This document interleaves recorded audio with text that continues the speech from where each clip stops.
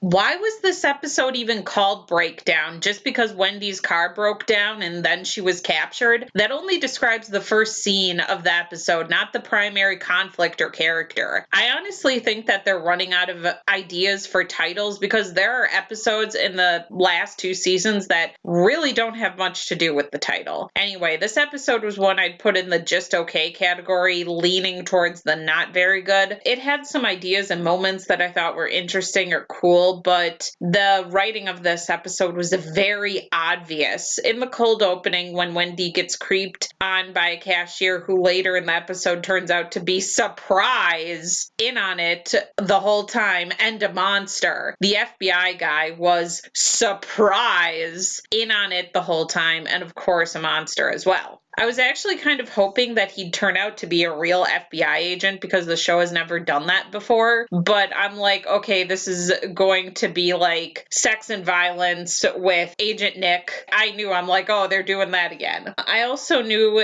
that Doug would have to go somehow since Donna is going over to Wayward Sisters, but I'm really glad they didn't kill him off because he's a sweet guy and I just didn't want that for him. I mean, sweet and nice characters, of course, die in Supernatural, but I still get tired of it, of seeing that. I have a question for this episode that I think is pretty important. Where the hell is Donna's brother and Wendy's dad? You think a guy hears his daughter is missing and he'd be there comforting and supporting his sister and getting comfort from her, or Wendy's mom. Where is she? Where are Wendy's parents? I don't think either are mentioned. Were they too grief-stricken to come or something? Or is it because, as her love shirt with women's symbols on the O's would indicate, Wendy's a lesbian and her parents are bigots? I'm not going to make this an official prediction or anything, but I wouldn't be too surprised if Wendy had a small romantic arc with whichever one of the Wayward girls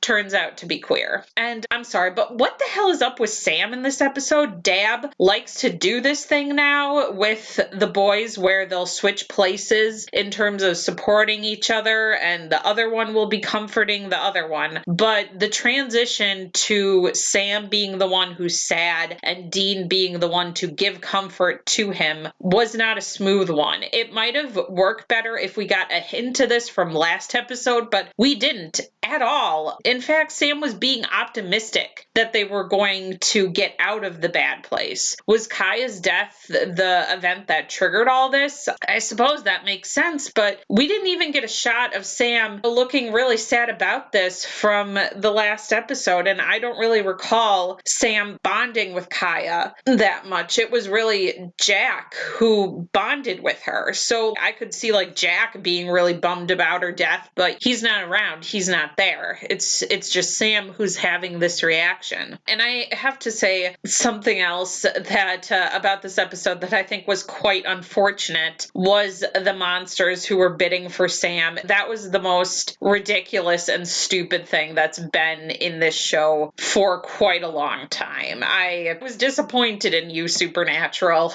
I just mostly get the feeling that not a lot of time or care was put into this episode. They're like, oh, it's a filler and we need it to move certain character arcs along, but we're not going to put the time in needed to make those feel natural. I don't think that this was as bad as All Dogs Go to Heaven, but not great. There was stuff about this episode that I liked. Dean, very big part of that. His trucker outfit was awesome.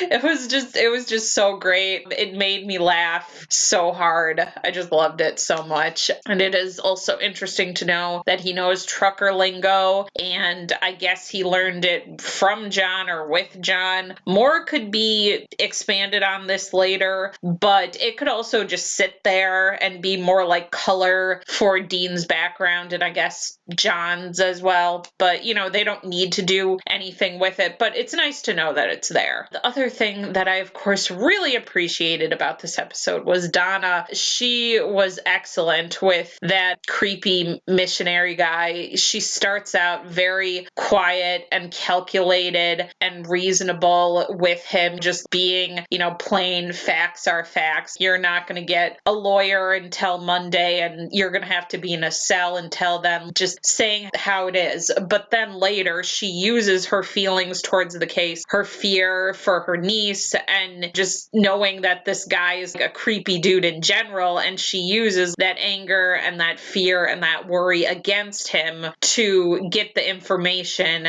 that she needed out of him. And then later, when she's done with her interrogation, she goes to Sam and she bounces her ideas off of him like a team player, which is what Wayward Sisters needs and why she'll be a great asset to them. I do like the ideas of monsters passing in society. It's a good idea. However, we already saw this season with Maya, the grief counselor, so it's not a huge surprise. We don't know how old she is, and it's especially hard to know with shifters, but we assume she's in her 30s at least. She's been a shifter obviously all her life, and she's managed to totally escape detection from hunters. So we know people like her exist.